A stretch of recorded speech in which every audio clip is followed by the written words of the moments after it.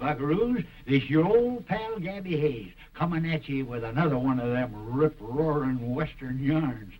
You're darn tootin'. Yes, sirree, Bob.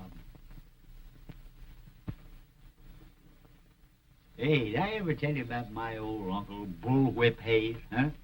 He spent his whole life out west and never carried a gun. But could he do things with that bullwhip? Why, he'd take a grain of sand, throw it up in the air, and cut it into 4 pieces with that whiplash. And he was smart, too. Only once he made a horrible mistake. He bought himself a ranch out in Colorado, sight unseen. Never laid his eyes on it. And when he got there, oh, was he discouraged. It was just covered with great big boulders and rocks. Of course, he knowed he had to clear it off, so he took this bullwhip, you know, and he'd wind that lash around one of them boulders, and he'd yank it right up like that, and he kept on doing it, yanking and yanking, till the first thing you know, he had them piled right on top of each other, mile high. You want to know something? They're right there to this very day. Yes, sir. Folks calls it Pike's Peak. That's true, yes, sir. Well, our story today is about trouble. Trouble that was brewing between sheep ranchers and cattlemen. It was being brewed by a smart outlaw named Sam Taylor, who just about had the pot boiling over when a couple of United States Marshals went into action. Jed's death won't be forgotten.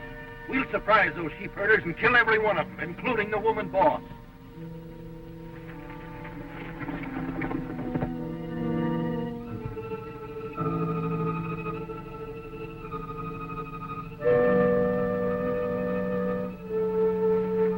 Nora, when you get your horse saddled, ride out and see how the sheep on Flat Meadow are doing. Yes, ma'am.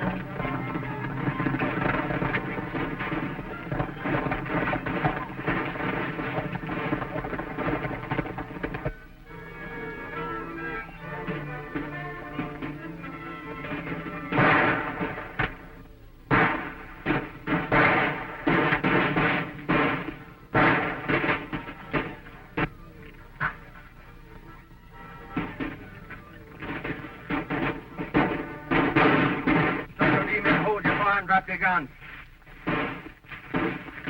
Keep low and come here. Keep low. Stick your neckerchief up, Panhandle, so they'll quit shooting.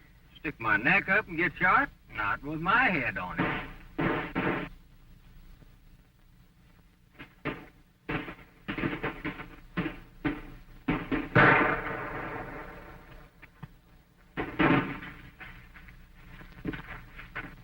Wait! They're showing a white flag. We're going over to the sheep camp for a little powwow, Vernon. What?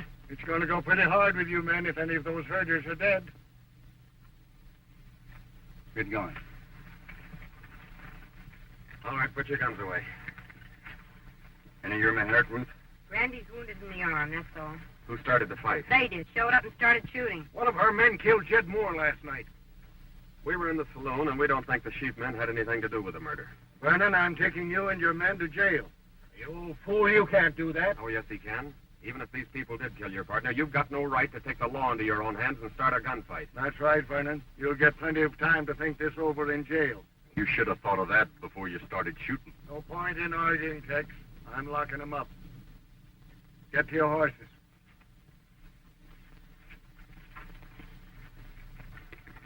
Sheriff, as soon as you get them all in jail, be sure that Sam Taylor hears about it. All right, but I hope you know what you're doing.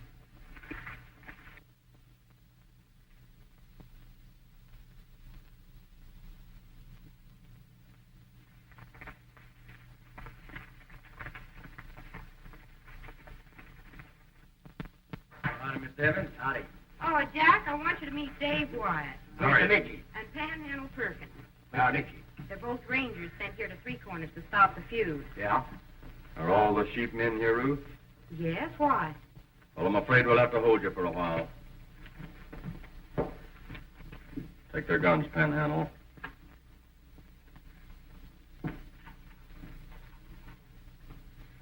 Say, what's this all about anyway? We can't arrest Circle D ranchers without putting you under lock and key also. Arrest us? Why, that's ridiculous. Now, don't get on your high horse, Ruth. We're not really locking you up. You and your men will be allowed to stay here at the ranch, under guard. You've got no right to hold us. We haven't done anything. It ain't what you've done, it's what you might do that worries the boys. I suppose this is your idea of how to enforce the law, Mr. Haynes. Well, knowing a little about legal matters sure helps. According to territorial law, you can be held for 7 to 2 hours. That'll give the sheriff and Dave here time enough to investigate the recent gunplay. And if 72 hours isn't enough, we'll have to find another charge to hold you on. You accepted our hospitality only to trick us. Can't explain everything to you now, Ruth. But you'll find out that it's for your own good. And that'll you stick around here and keep your eye on them, and don't let them get away. Oh, no prisoners ever got away from me. Get over there.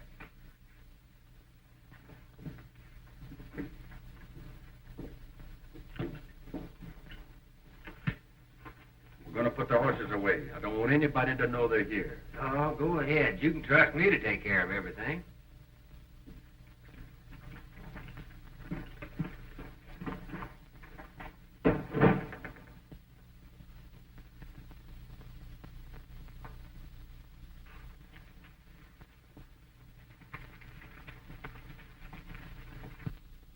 Well, our friends had everybody under guard.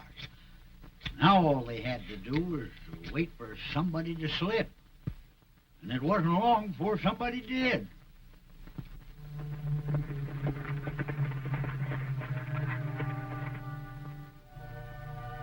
Jailing those Circle D ranchers might be a trick. Magoon, ride over and keep an eye on those sheep herders.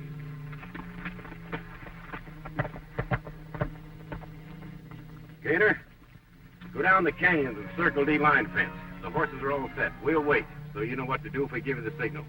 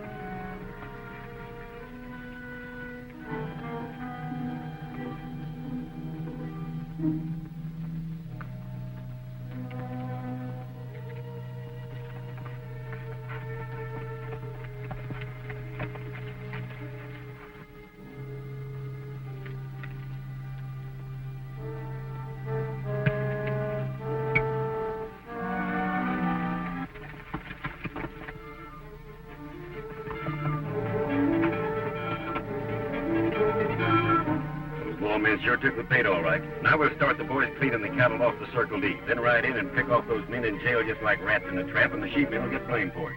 That ought to keep this ranger more blazing. That's right.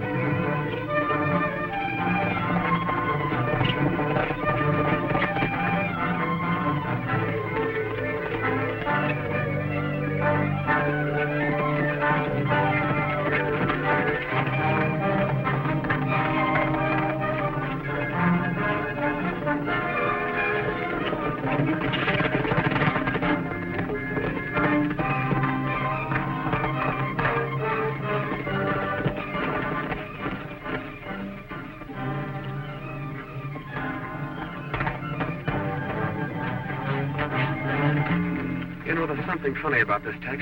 Our horses are as fast as that hombre's, and still we can't catch him. And it may be a trick to get us away from the Circle D. You go back. I'll see if I can cut him off.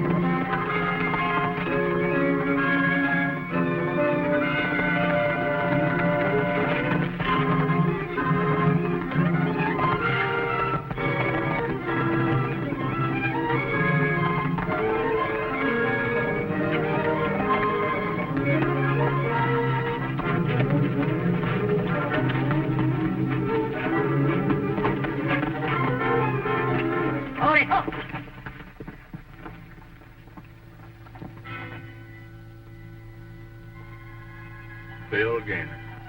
Get down.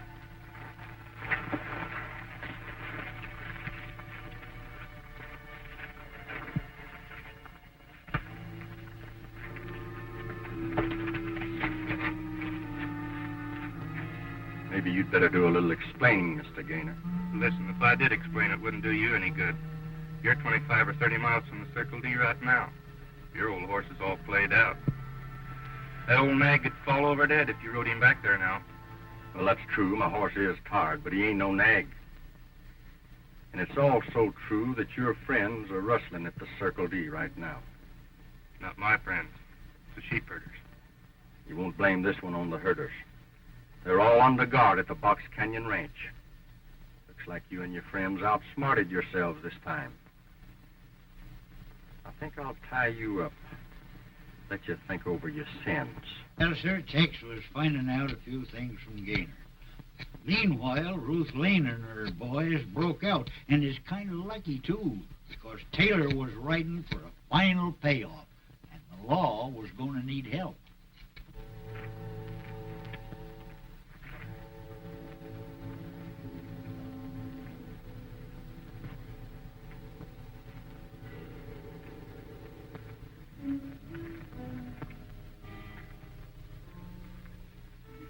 Well, it's too bad you won't talk.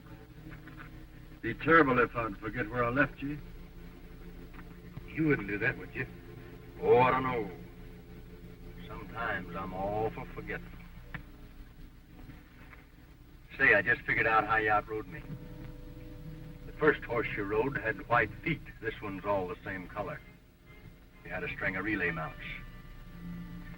Mister, if you can Pony Express right out here, I can go back to Three Corners the same way. Then I'll go to the jail and let the Circle D Rangers out, and they'll catch your rustling friends red-handed. You're not going to ride relay all the way to jail. You guessed it. Hey, wait a minute.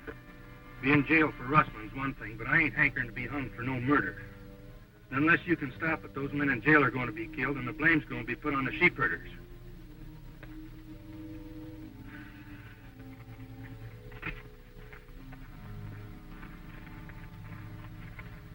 I'll be back for you, Flash. I'll be back for you, too.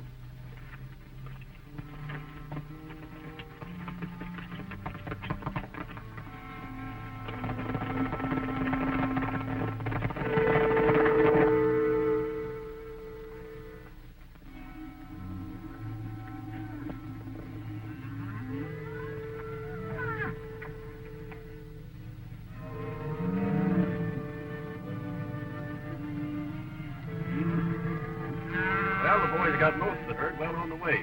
We'll head for Three Corners and finish off those hombres in jail.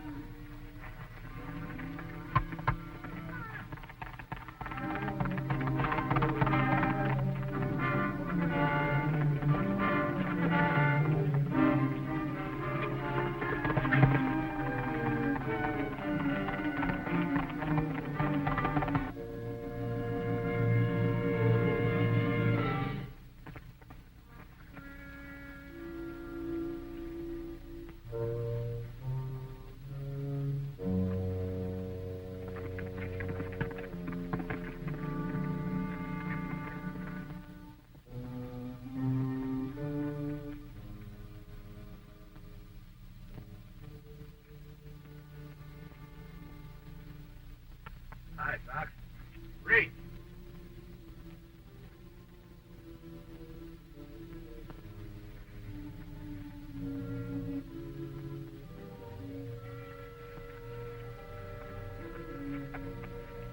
I see you recognize that horse.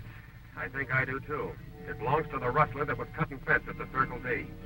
Well, I don't know what you're talking about. I think you do. Who's working with you? Will it go easy with me, Ranger, if I tell you what's going on? That depends on the judge. Well, I'll have to take that chance, then.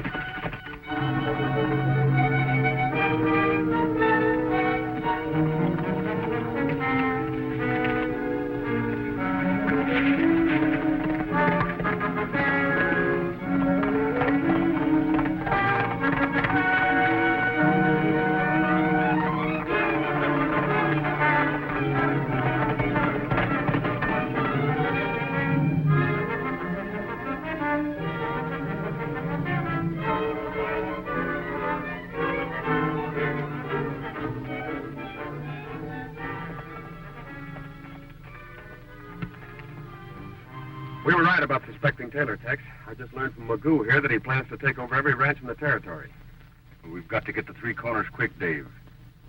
Taylor's going to wipe out all the cattlemen we jailed.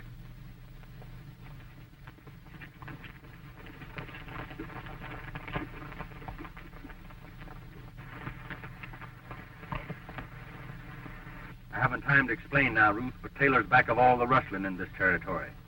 I'm deputizing all you men to go with me. What is this, another trick? We really need your help, Miss Lane. Taylor and his men are planning to murder all those Circle D men locked in jail. All right, we'll go with you. See if you can guard this Magoo bird, Ten Smith.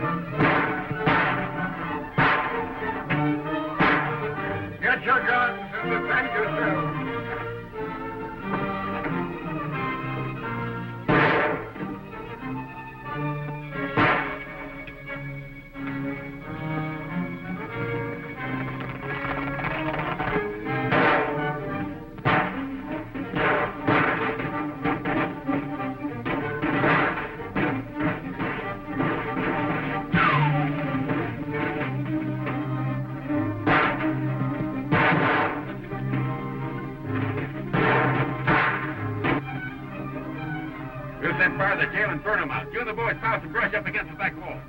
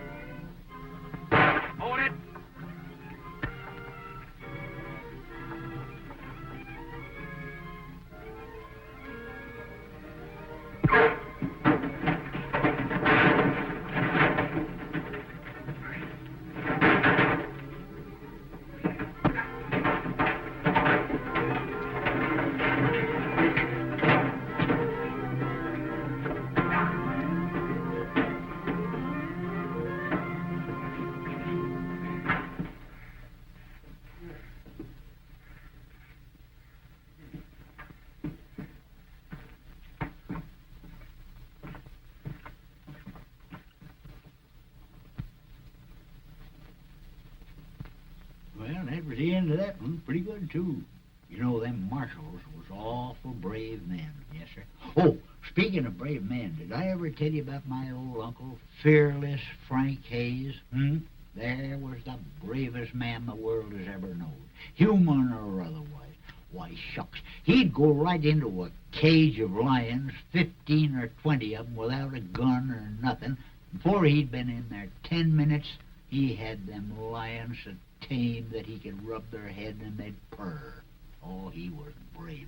Well, one time he was way up there in the northern part of Canada in the mountains, and he was walking along, and he went around a curve like that, you know, and there coming right at him was a great big grizzly bear. Of course, he knowed what to do. He let him come, and when he got close to him, he just stepped aside. He grabbed that bear by the tail, whirled him around his head about 768 times, and he let him go. And he went sailing right up into the sky and stuck there. You know he's right there to this very day. They call it that there constellationary, the Great Bear. Yeah, you've heard of that.